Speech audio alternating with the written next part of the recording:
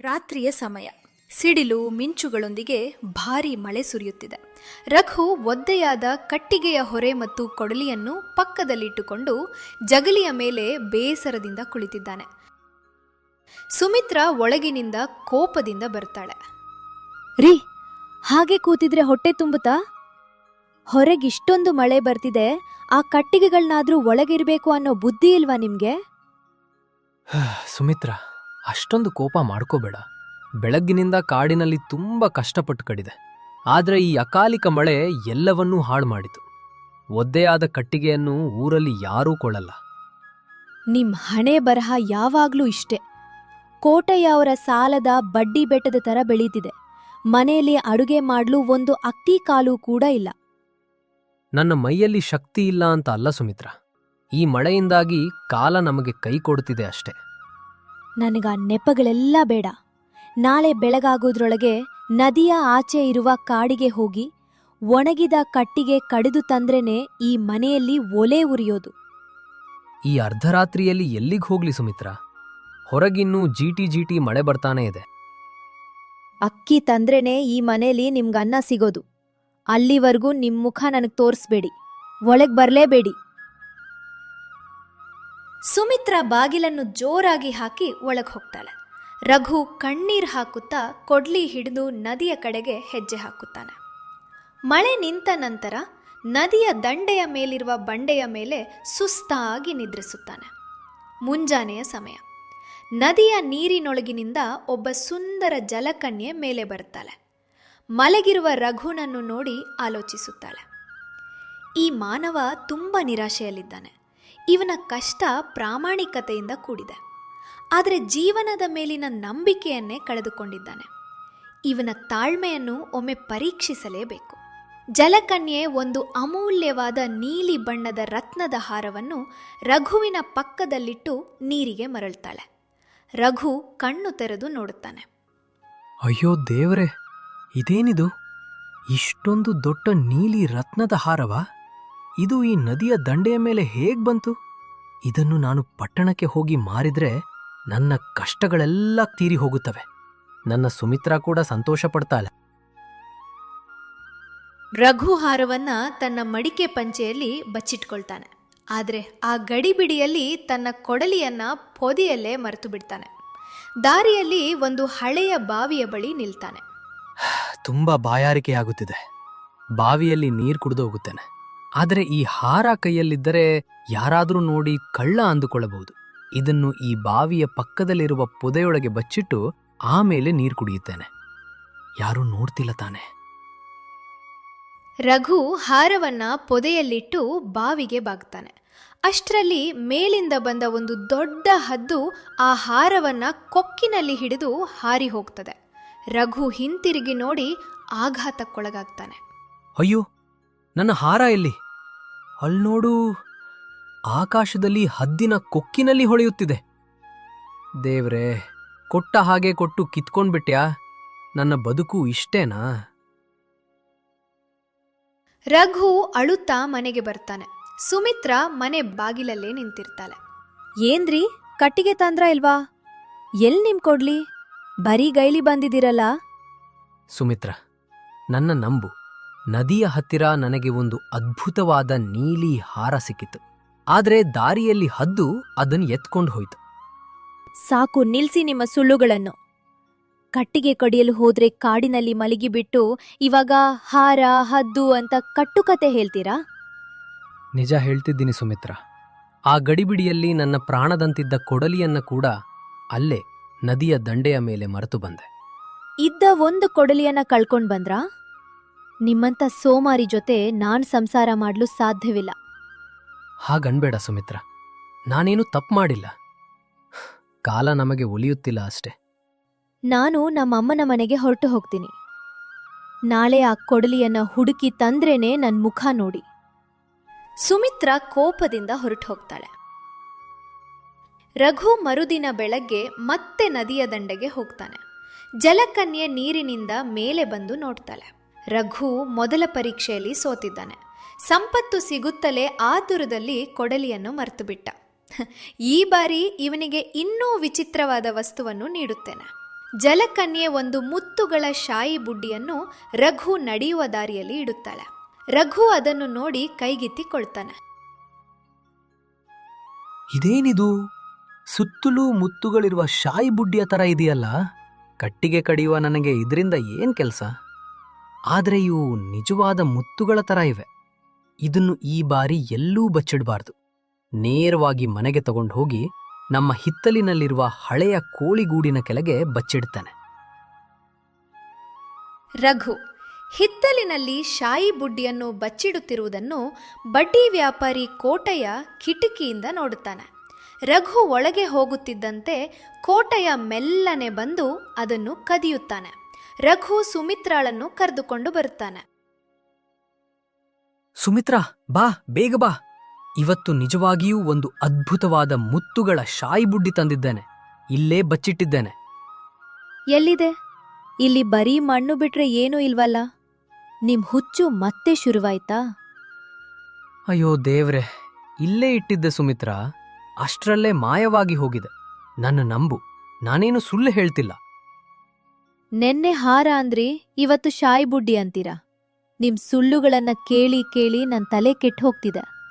ನಾನ್ ಹೋಗ್ತೀನಿ. ಸುಮಿತ್ರಾ ಕೋಪದಿಂದ ಹೊರಟು ಹೋಗ್ತಾಳೆ. ರಘು ಒಂಟಿಯಾಗ್ತಾರೆ. 3ನೇ ದಿನ ನದಿಯ ದಂಡೆಯ ಮೇಲೆ ಕುಳಿತು ಅಳುತ್ತಿರುವಾಗ ಜಲಕನ್ಯೆ ಅವನ ಮುಂದೆ ಪ್ರತ್ಯಕ್ಷಳಾಗ್ತಾಳೆ. ರಘು, ಯಾಕೆ ಅಷ್ಟೊಂದು ಬೇಸರದಿಂದ ಕಣ್ಣೀರು ಹಾಕುತ್ತಿದ್ದೀಯಾ? ನೀನ್ಯಾರ್ ತಾಯಿ? ಸೊಂಟದವರೆಗೂ ಮನುಷ್ಯನ ತರ ಇದ್ದೀಯಾ? ಕೆಳಗ್ ನೋಡಿದ್ರೆ ಮೀನಿನ ಬಾಲ ಇದೆಯಲ್ಲ. ನಾನು ಈ ನದಿಯಲ್ಲಿ ವಾಸಿಸುವ ಜಲಕನ್ಯೆ. ನಿನ್ನ ಪ್ರಾಮಾಣಿಕತೆಯನ್ನು ಪರೀಕ್ಷಿಸಲು ಆ ವಸ್ತುಗಳನ್ನು ನಾನೇ ನೀಡಿದ್ದು. ಆದರೆ ನೀನು ಅವುಗಳನ್ನು ಕಾಪಾಡಿಕೊಳ್ಳಲು ಸೋತೆ. ನನ್ನನ್ನು ಕ್ಷಮಿಸು ತಾಯಿ. ನನ್ನ ಬಡತನ ನನ್ನ ಕಣ್ಣು ಮುಚ್ಚಿಸಿಬಿಟ್ಟಿತ್ತು. ನನಗೆ ದೊಡ್ಡ ದೊಡ್ಡ ಸಂಪತ್ತು ಬೇಡ. ನನ್ನ ಕೊಡಲಿ ನನಗೆ ಸಿಕ್ಕರೆ ಸಾಕು. ನಿನ್ನ ತಪ್ಪಿನ ಅರಿವು ನಿನಗಾಗಿದೆ ರಘು. ಇಗೋ, ಈ ಸಾಧಾರಣ ತಾಮ್ರದ ಉಂಗುರವನ್ನು ತಗೋ. ಇದನ್ನು ನಂಬಿ ನಿನ್ನ ಕೆಲಸವನ್ನು ನೀನು ಮಾಡು. ನಿನಗೆ ಯಶಸ್ಸು ಸಿಗುತ್ತದೆ. ಸರಿ ತಾಯಿ, ನನ್ನ ಕೊಡಲಿ ಕೂಡ ಸಿಕ್ಕಿತು. ನಾಳೆಯಿಂದ ಮತ್ತೆ ಕಟ್ಟಿಗೆ ಕಡಿಯುತ್ತೇನೆ.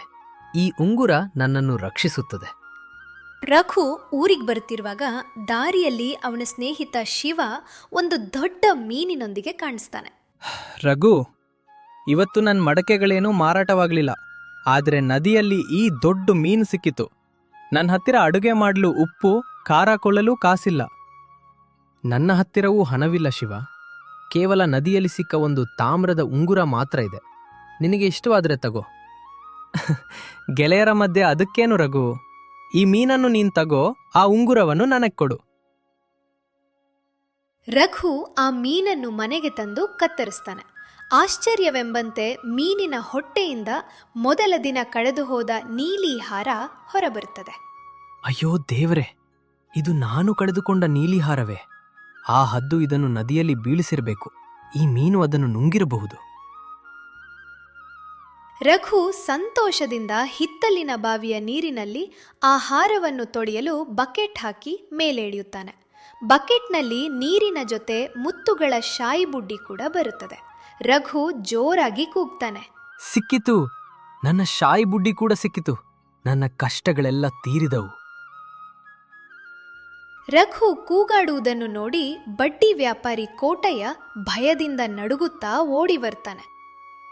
ರಘು ತಮ್ಮ, ನನ್ನನ್ನು ಕ್ಷಮಿಸಿಬಿಡು.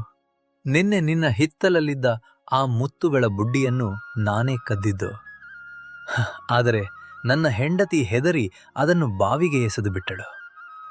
ಕೋಟಯ್ಯನವರೇ, ನೀವೇನ ನನ್ನ ವಸ್ತುವನ್ನು ಕದ್ದಿದ್ದು? ಎಂತಹ ಕೆಲಸ ಮಾಡಿದ್ದೀರಿ? ನಿನ್ನ ಹಳೆಯ ಸಾಲದ ಪತ್ರಗಳನ್ನೆಲ್ಲ ಹರಿದು ಹಾಕ್ತೀನಿ. ನೀನು ಊರಲ್ಲೇ ದೊಡ್ಡ ಕಟ್ಟಿಗೆ ಡೀಪೋ ಇಡಲು ನನ್ನ ಕಡೆಯಿಂದ ಒಂದಿಷ್ಟು ಹಣವನ್ನು ಉಚಿತವಾಗಿ ಕೊಡ್ತೀನಿ.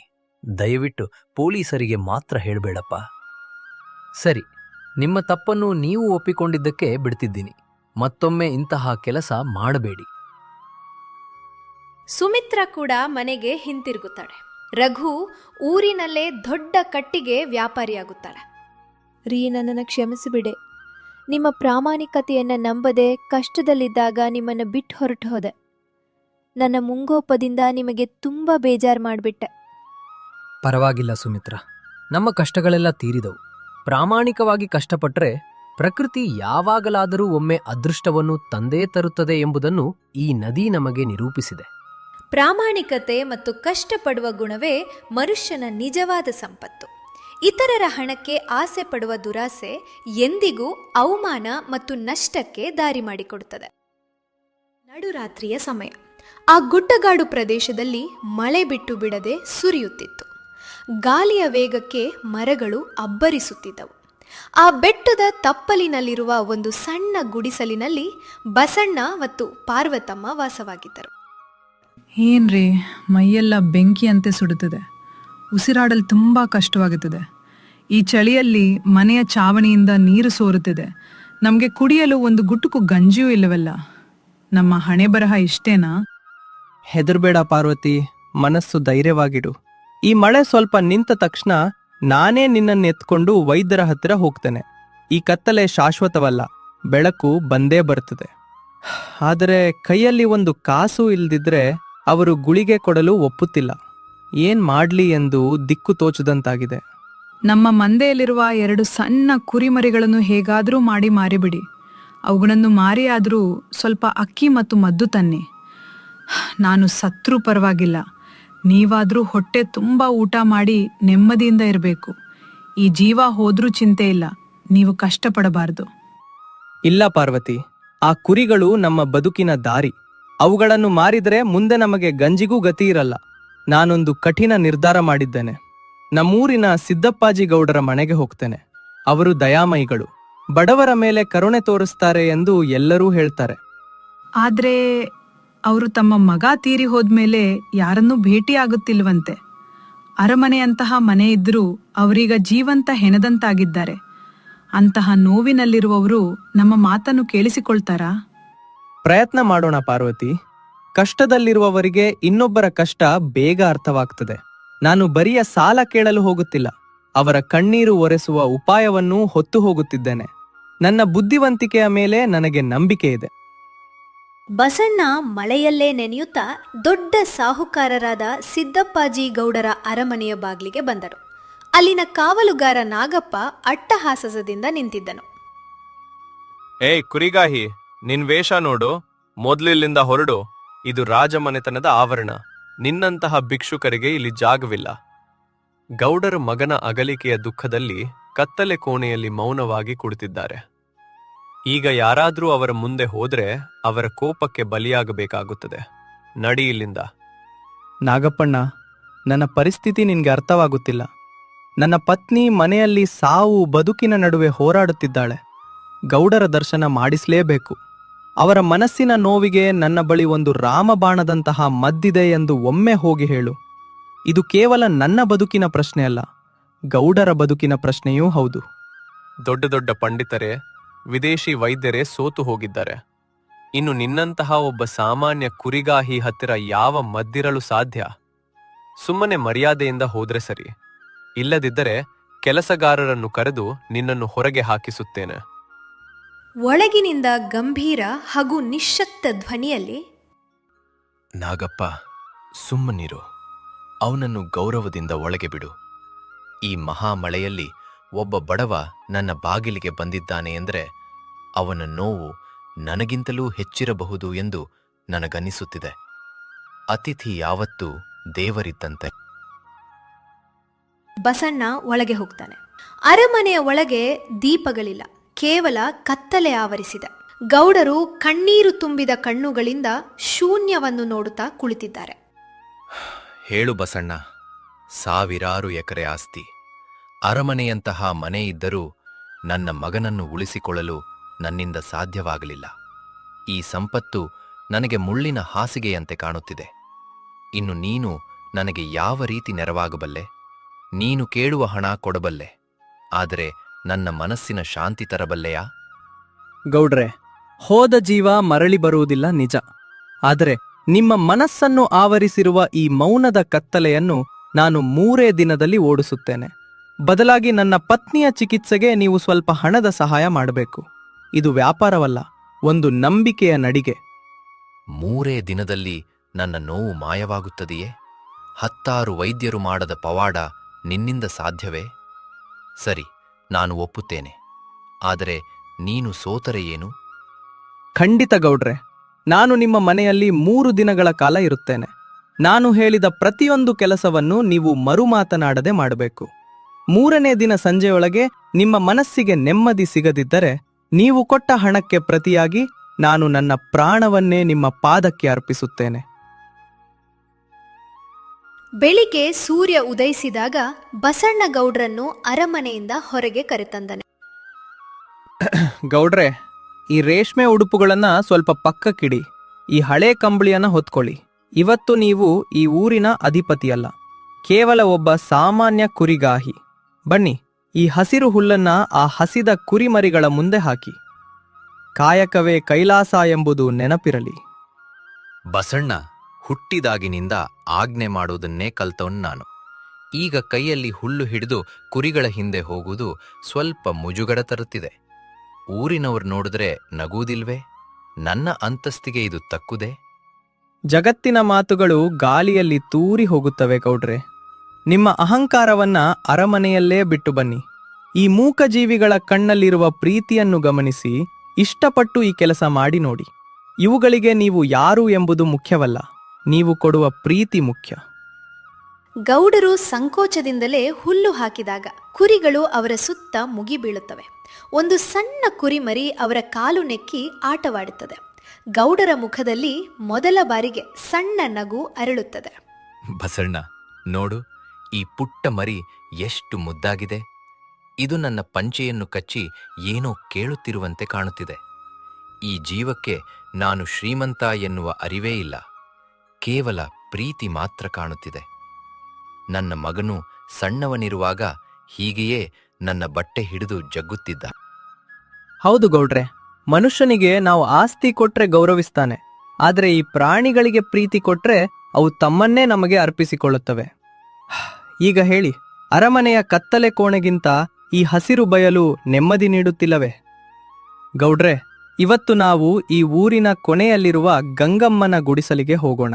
ಮಗನನ್ನು ಕಳೆದುಕೊಂಡು ದಿಕ್ಕಿಲ್ಲದೆ ನರಳುತ್ತಿರುವ ಆ ಬಡವಿಯ ಮನೆಯ ಚಾವಣಿ ಮಳೆಗೆ ಕುಸಿದು ಬಿದ್ದಿದೆ. ಇಂದು ಅದನ್ನು ನಾವೇ ಸರಿಪಡಿಸಬೇಕು. ಪರರ ಸೇವೆಯೇ ಪರಮಾತ್ಮನ ಸೇವೆ. ಮರುದಿನ ಮುಂಜಾನೆ ಬಸವಣ್ಣ ಗೌಡ್ರನ್ನ ಊರಿನ ಕೊನೆಯಲ್ಲಿರುವ ಒಂದು ಹಳೆಯ ಗುಡಿಸಲಿನ ಬಳಿ ಕರೆತಂದನು. ಅಲ್ಲಿ ಮಗನನ್ನು ಯುದ್ಧದಲ್ಲಿ ಕಳೆದುಕೊಂಡ ಒಬ್ಬ ವೃದ್ಧ ತಾಯಿ ವಾಸವಾಗಿದ್ದಳು. ಆಕೆಯ ಗುಡಿಸಲಿನ ಮೇಲ್ಛಾವಣಿ ಕೂಡ ಮಳೆಗೆ ಹರಿದು ಹೋಗಿತ್ತು. ಬಸಣ್ಣ, ನಾನ್ ಮಣ್ಣೋರ್ಬೇಕಾ? ಬಿಸಿಲಿನಲ್ಲಿ ನಿಂತು ಕಾಯಕಷ್ಟ ಮಾಡೋದು ನನ್ನಿಂದ ಸಾಧ್ಯವೇ? ನಾನ್ ಎಂದೂ ಶ್ರಮಪಟ್ಟವನಲ್ಲ. ದೇಹಕ್ಕೆ ಶ್ರಮ ಕೊಟ್ರೆ ಮಾತ್ರ ಮನಸ್ಸಿನ ಕಲ್ಮಶಗಳು ಕರಗುತ್ತವೆ ಗೌಡ್ರೆ. ಶ್ರಮಜೀವಿಗೆ ಅನಗತ್ಯ ದುಃಖಗಳು ಕಾಡುವುದಿಲ್ಲ. ನಾವು ಕೆಲಸದಲ್ಲಿ ಮುಳುಗಿದಾಗ ನಮ್ಮ ನೋವುಗಳು ಗೌನವಾಗುತ್ತವೆ. ಬನ್ನಿ, ಆ ಮಣ್ಣಿನ ಬುಟ್ಟಿಯನ್ನು ಎತ್ತಿ ನನಗೆ ಕೊಡಿ. ದಿನವಿಡೀ ಇಬ್ಬರೂ ಬೆವರಿಳಿಸಿ ಕೆಲಸ ಮಾಡ್ತಾರೆ. ಸಂಜೆ ಗಂಗಮ್ಮ ಪ್ರೀತಿಯಿಂದ ನೀಡಿದ ಸಾಧಾರಣ ಗಂಜಿ ಅನ್ನವನ್ನು ಗೌಡ್ರು ಸವಿಯುತ್ತಾರೆ. ಬಸಣ್ಣ, ಇವತ್ತು ನಾನ್ ತಿಂದ ಈ ಗಂಜಿ ಅನ್ನದಲ್ಲಿ ಸಿಕ್ಕಿ ತೃಪ್ತಿ ನನ್ನ ಅರಮನೆಯ ರೇಷ್ಮೆ ಪಲಾವಿನಲ್ಲೂ ಇರಲಿಲ್ಲ. ಹಸಿವಿನ ಬೆಲೆ ಮತ್ತು ಹಂಚಿನ್ನುವ ಸುಖ ಇಂದು ನನಗೆ ತಿಳಿಯಿತು. ಪರರ ಕಣ್ಣೀರು ಒರೆಸುವ ಕೆಲಸದಲ್ಲಿ ಇಷ್ಟು ದೊಡ್ಡ ದಿವ್ಯ ಸುಖವಿದೆ ಎಂದು ನನಗೆ ಇಷ್ಟು ವರ್ಷ ತಿಳಿಯಲೇ ಇಲ್ಲ. ಗೌಡ್ರೆ, ಇವತ್ತು ನನ್ನ ಮಗ ಬದುಕಿದ್ದರೆ ಮಾಡುವ ಕೆಲಸವನ್ನು ನೀವು ಒಬ್ಬ ತಂದೆಯಂತೆ ಮಾಡಿದ್ದೀರಿ. ನೀವು ಸಾಕ್ಷಾತ್ ದೇವರಂತೆ ಬಂದು ನನಗೆ ಆಸರೆಯಾದಿರಿ. ನಿಮ್ಮ ಈ ಉಪಕಾರಕ್ಕೆ ಈ ಬಡವಿ ಏನು ಕೊಡಲಿ?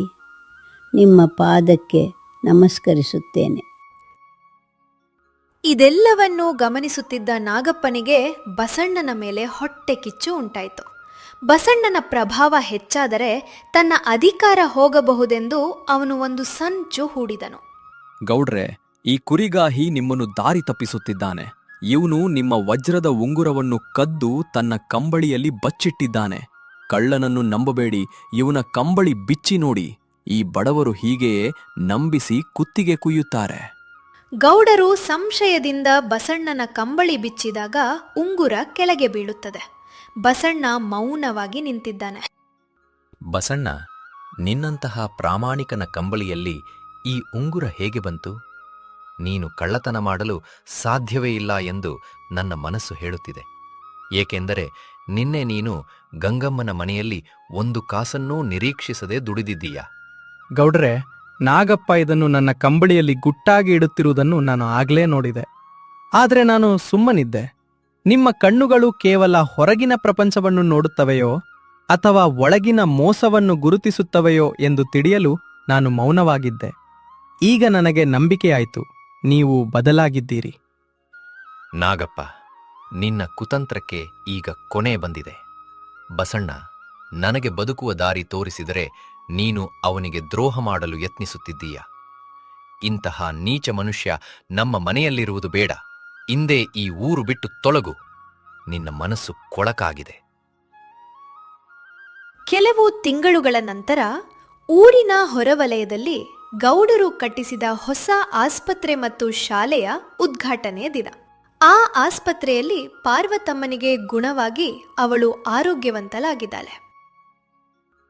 ಏನ್ರಿ ಇತ್ತ ನೋಡಿ, ಆ ಗೌಡ್ರ ಮುಖದಲ್ಲಿ ಈಗ ಎಂತಹ ಕಳೆ ಇದೆ ಅಲ್ವಾ? ಅಂದು ನೀವು ಆ ಅರಮನೆಯ ಕತ್ತಲೆ ಕೋಣೆಗೆ ಹೋಗದಿದ್ದರೆ ಇಂದು ಇಡೀ ಊರಿನ ಬದುಕು ಹೀಗೆ ಬೆಳಗುತ್ತಿರಲಿಲ್ಲ. ನಿಮ್ಮ ಬುದ್ಧಿವಂತಿಕೆಯೇ ನಮ್ಮನ್ನೆಲ್ಲ ಉಳಿಸಿತು. ಹೌದು ಪಾರ್ವತಿ, ಮನಸ್ಸಿನ ಕತ್ತಲೆಯನ್ನು ಓಡಿಸಲು ಹಣಕ್ಕಿಂತಲೂ ಮುಖ್ಯವಾಗಿ ಒಂದು ಒಳ್ಳೆಯ ಆಲೋಚನೆ ಬೇಕು. ಗೌಡರು ಅಂದು ನನ್ನ ಮಾತನ್ನು ನಂಬಿದ್ದಕ್ಕೆ ಇಂದು ನೂರಾರು ಬಡ ಮಕ್ಕಳು ಅಕ್ಷರ ಕಲಿಯುತ್ತಿದ್ದಾರೆ. ಸ್ವಾರ್ಥ ಬಿಟ್ಟು ಪರಾರ್ಥಕ್ಕಾಗಿ ಬದುಕುವುದೇ ನಿಜವಾದ ಜೀವನ. ಬಸಣ್ಣ, ಇಲ್ಲಿ ನೋಡಿ, ನಮ್ಮ ಶಾಲೆಯ ಮಕ್ಕಳು ಇಂದು ನಿಮಗಾಗಿ ಒಂದು ವಿಶೇಷ ಉಡುಗೊರೆ ತಂದಿದ್ದಾರೆ. ನೀವು ನನಗೆ ಮಗನನ್ನು ಮರಳಿ ಕೊಡದಿದ್ದರೂ ಇಡೀ ಊರಿನ ಮಕ್ಕಳಲ್ಲಿ ನನ್ನ ಮಗನನ್ನು ಕಾಣುವಂತೆ ಮಾಡಿದ್ದೀರಿ. ಮಕ್ಕಳು ಬಂದು ಬಸಣ್ಣನಿಗೆ ಹೂವಿನ ಹಾರ ಹಾಕಿ ಗೌರವಿಸುತ್ತಾರೆ. ರುಕ್ಮಿಣಮ್ಮ ಅವರು ಪಾರ್ವತಮ್ಮನಿಗೆ ಸೀರೆಯನ್ನು ಕೊಟ್ಟು ಪ್ರೀತಿಯಿಂದ ಮಾತನಾಡಿಸುತ್ತಾರೆ. ಹೌದು ಬಸಣ್ಣ, ನಿಮ್ಮ ಮಾತುಗಳು ನನ್ನ ಮೌನವನ್ನು ಮುರಿದಿವೆ. ನಮ್ಮ ಮಗನ ನೆನಪಿಗಾಗಿ ಈ ಊರಿನ ಪ್ರತಿಯೊಬ್ಬ ಮಗುವನ್ನು ನಾವು ನಮ್ಮ ಮಕ್ಕಳಂತೆ ಸಲಹುತ್ತೇವೆ. ಬಡತನ ಎಂಬುದು ಶಾಪವಾಗದಂತೆ ನೋಡಿಕೊಳ್ಳುತ್ತೇವೆ. ಬರುತ್ತೇವೆ ಗೌಡ್ರೆ, ನಮ್ಮ ಕುರಿಗಳು ನಮಗಾಗಿ ಕಕಾಯುತ್ತಿವೆ. ನೋಡಿ ಪಾರ್ವತಿ, ಆಕಾಶ ಎಷ್ಟು ಶುಭ್ರವಾಗಿದೆ. ಬದುಕು ಎನ್ನುವುದು ಈ ಬಯಲುದಾರಿಯಂತೆ ನಾವು ಸಾಗುತ್ತಿರಬೇಕು ಅಷ್ಟೇ. ಬಸಣ್ಣ ಮತ್ತು ಪಾರ್ವತಮ್ಮ ಕುರಿಗಳ ಹಿಂದೆ ಸಾಗುತ್ತಿದ್ದರೆ ಇಡೀ ಊರಿನ ಜನ ಅವರಿಗೆ ಕೈ ಮುಗಿದು ದೇವದೂತರಂತೆ ನೋಡುತ್ತಾ ನಿಲ್ಲುತ್ತಾರೆ. ದೂರದಲ್ಲಿ ಕುರಿಗಳ ಗಂಟೆಯ ಸದ್ದು ಮತ್ತು ಮಕ್ಕಳ ನಗುವಿನ ಸದ್ದು ಬೆರೆತು ಒಂದು ಸುಂದರ ರಾಗದಂತೆ ಕೇಳಿಸುತ್ತದೆ. ನಿಜವಾದ ಸುಖವು ಐಶ್ವರ್ಯದಲ್ಲಿಲ್ಲ, ಅದು ಇತರರ ಕಷ್ಟಕ್ಕೆ ಸ್ಪಂದಿಸುವುದರಲ್ಲಿ ಮತ್ತು ಪ್ರಾಮಾಣಿಕ ಕಾಯಕದಲ್ಲಿ ಪಡೆಯುವ ತೃಪ್ತಿಯಲ್ಲಿದೆ. ಬುದ್ಧಿವಂತನು ತನ್ನ ಜ್ಞಾನದಿಂದ ಸಮಾಜದ ಕತ್ತಲೆಯನ್ನು ಓಡಿಸಿ ಎಲ್ಲರಿಗೂ ಬೆಳಕಾಗಬಲ್ಲ.